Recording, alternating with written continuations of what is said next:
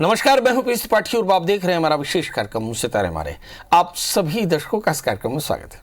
आज हम बात करेंगे आपके पंचांग की, व्रत त्योहार की, साथ ही हम आपको आपका राशिफल भी बताएंगे।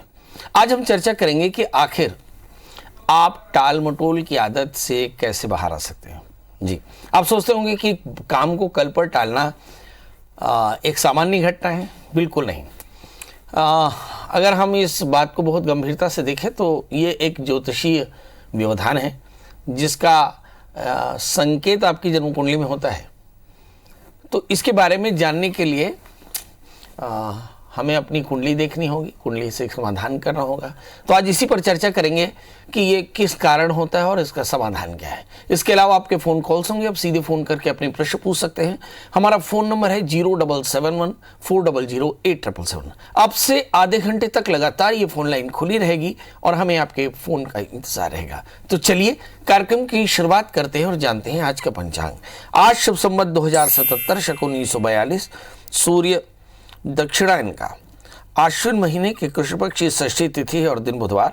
आज षष्ठी शाम को 5:50 तक। आज बुधवार आर्द्रा नक्षत्र होंगे रात्रि को 12:27 तक।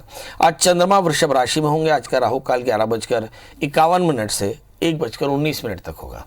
तो दोस्तों ये तो था पंचांग और अब बात करते हैं जातक के कल के टालने वाली तासीर पर। किसी भी व्यक्ति के अंदर बहुत सारे दुश्मनों में उसका एक दुश्मन उसका आलस्य होता है। जी, इसे आप टालने की आदत कह सकते हैं कि जब कोई काम आता है तो हम कहते हैं थोड़ी देर बाद कर लेते हैं और फिर सोचते हैं सुबह कर लेंगे, फिर सोचते हैं कल कर लेंगे और फिर सोचते सोचते वो काम टल ही जाता है। इस तरह दिन गुजरने लगते हैं और काम वहीं रह जाता है और परिणाम ये होता है कि आप अपने व्यवसाय, अपने व्यापार, अपनी पढ़ाई या अपने सामाजिक जिम्मेदारियों से या पारिवारिक कर्तव्यों से दूर हो जाते हैं और आपके जीवन में असिद्धि यानी परेशानियां शुरू हो जाती हैं।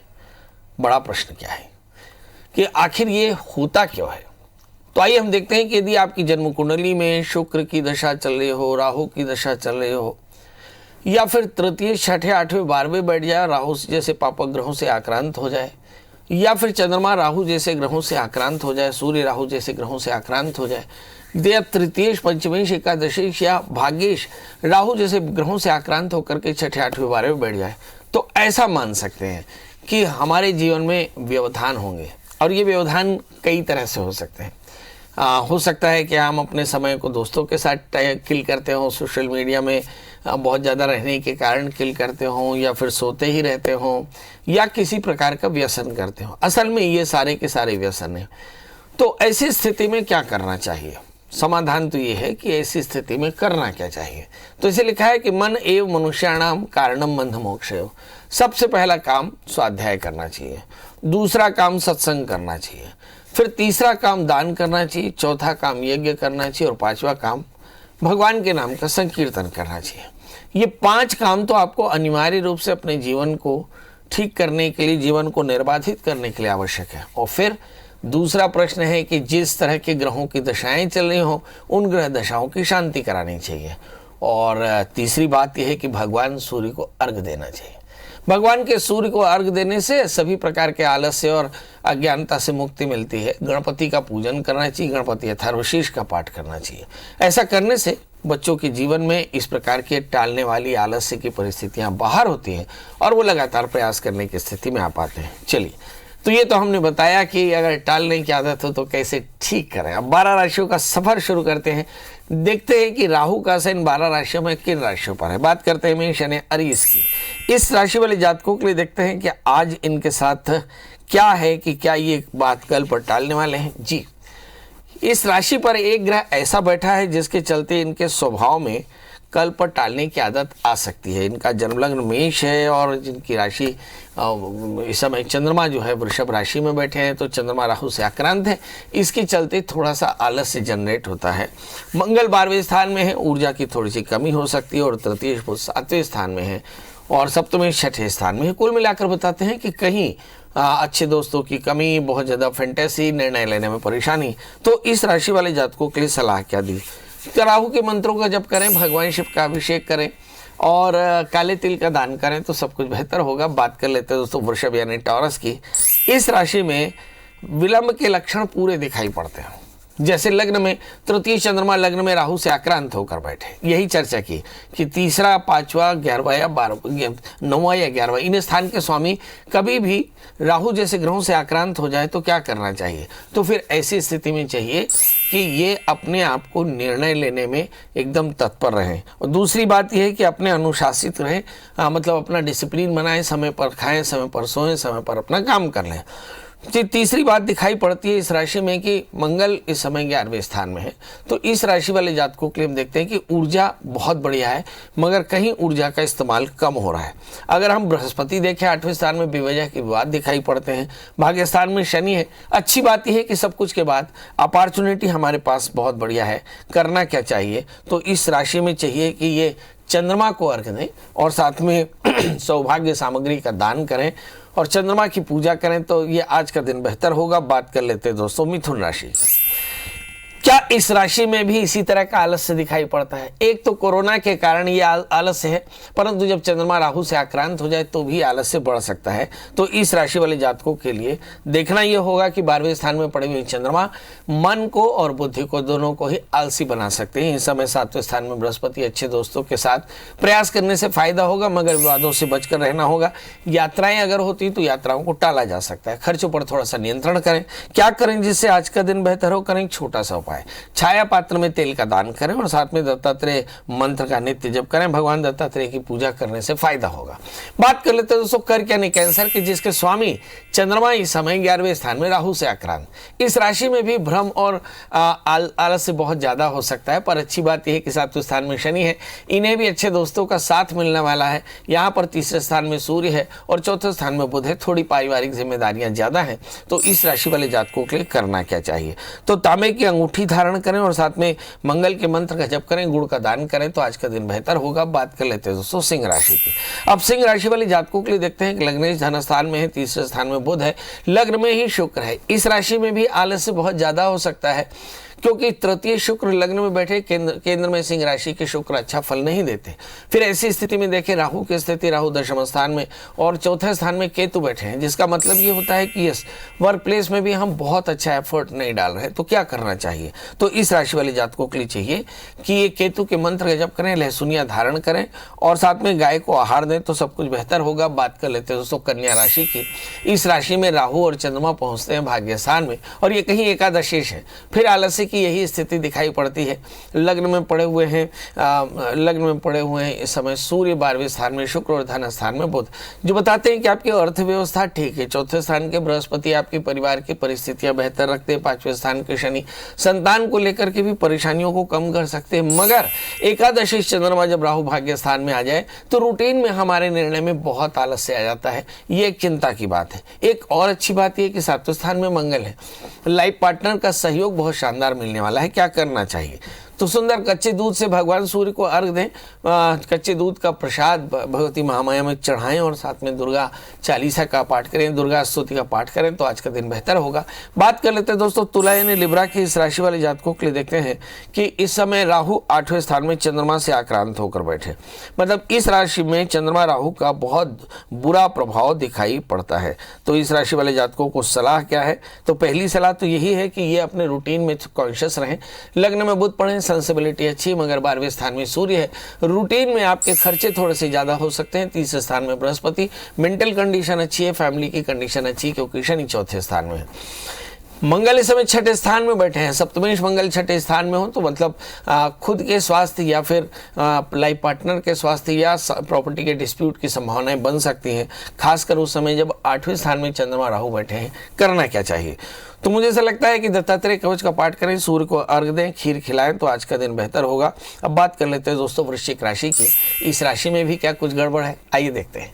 लग्न में केतु पड़े हुए हैं और मंगल इस समय 6ठे स्थान में, मतलब लग्न पर पूर्ण दृष्टि है। 5वें स्थान में बैठे हुए मंगल के कारण जबरदस्त ऊर्जा आती है। इस समय अगर हम धन स्थान में पड़े बृहस्पति को देखें तो संपत्ति का योग अच्छा, मोरल भी कमोबेश अच्छा है। तीसरे स्थान में शनि है, मगर कहीं आपको संतान को लेकर चिंता या फिर बहुत ज्यादा फायरी होने होना या फिर एरोगेंस हो सकता है। इस राशि में अगर हम राहु की स्थिति देखें तो राहु का रोल 7वें स्थान में, लग्न में केतु है, मतलब टैलेंट काफ़ी होगा, मगर कहीं बुरे दोस्तों के कारण आपके भाग्य से यानी लाभ मिलने वाले लाभ नहीं मिलने वाले हैं। क्या करना चाहिए? तो आपको चाहिए कि आप मंगल के मंत्र का जप करें, गाय को रोटी और गुड़ खिलाएं तो आज का दिन बेहतर होगा। बात कर लेते हैं दोस्तों धनु यानी से स्टेरियंस की।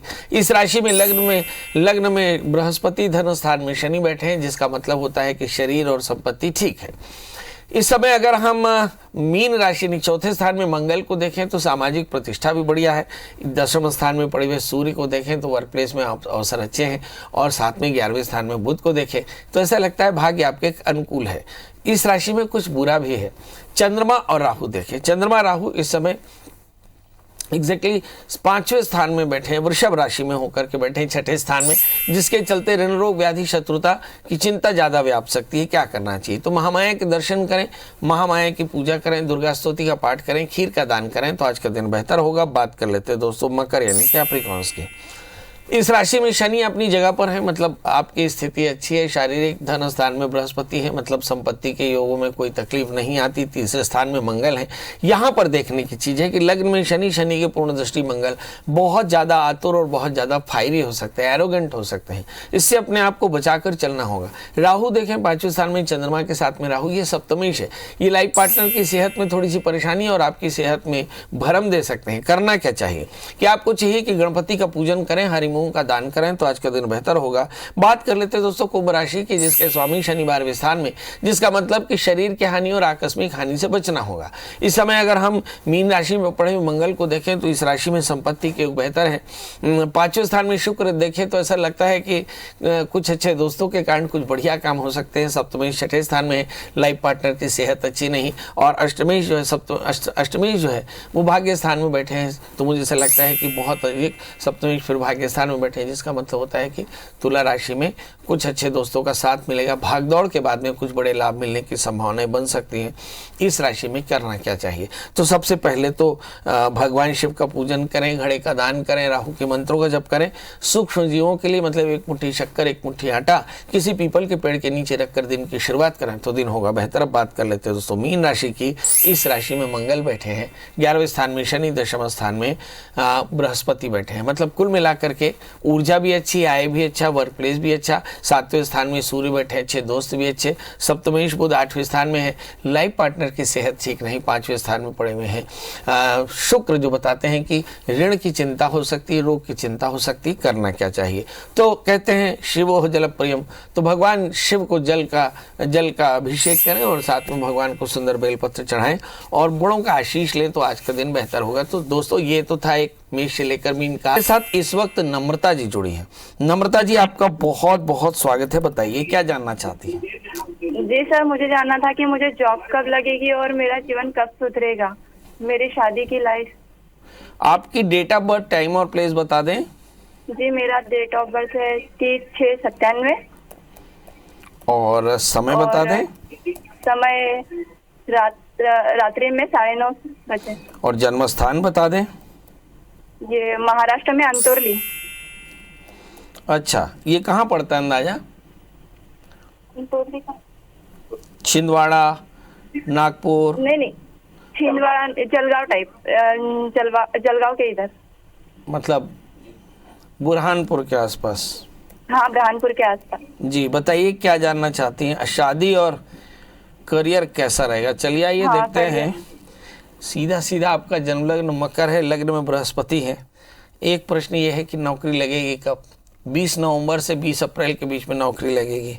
दूसरा प्रश्न, सप्तमेश चंद्रमा 4थे स्थान में बैठे हैं, शादी होगी कब? तो मुझे ऐसा लगता है कि इस समय बृहस्पति भाग्येश होकर के 10वें स्थान में जा रहे हैं, तो इसी समय आपकी शादी लगने के योग है, मतलब वर्ष 2021 में शादी हो जाएगी। तीसरा मतलब है अब मेरी जन्म कुंडली में क्या कोई बुराई है? निश्चित तौर पे 8वें स्थान में राहु पड़े हैं, जीवन में बहुत संघर्ष करना पड़ेगा। अब क्या मुझे कोई स्टोन सूट करता है? 4 कैरेट का अच्छा सा जामुनिया और एक 4 कैरेट का ऑनिक्स आप धारण करें मध्यमा और तर्जनी में। और फिर इसके अलावा मेरी ग्रह दशाएं मेरे भाग्य का उदय कब बताती हैं, तो आइए वो भी देख लेते हैं। इस समय जो दशा चल रही है मंगल की महादशा में बुध का अंतर और फिर उसके बाद में केतु का अंतर भी, शुक्र का अंतर चल रहा है, मतलब बहुत तनाव है। आपको दुर्गा सप्तशती के 9 पाठ करने चाहिए नियमित। आपके जीवन में सितंबर 2021 के बाद में आपका भाग्योदय होना शेष है, तब तक आप नियमित भगवती महामाया की पूजा करें। जी, हमारे फेसबुक के दोस्तों से फिर एक बार गुजारिश कि यदि आप चाहते हो कि कार्यक्रम बहुत पॉपुलर हो और पॉपुलर बहुत सारे लोगों को देखने का अवसर मिले, तो आप फटाफट अपने वॉल पे अपने इस कार्यक्रम को शेयर कर दें, बहुत अच्छा लगेगा।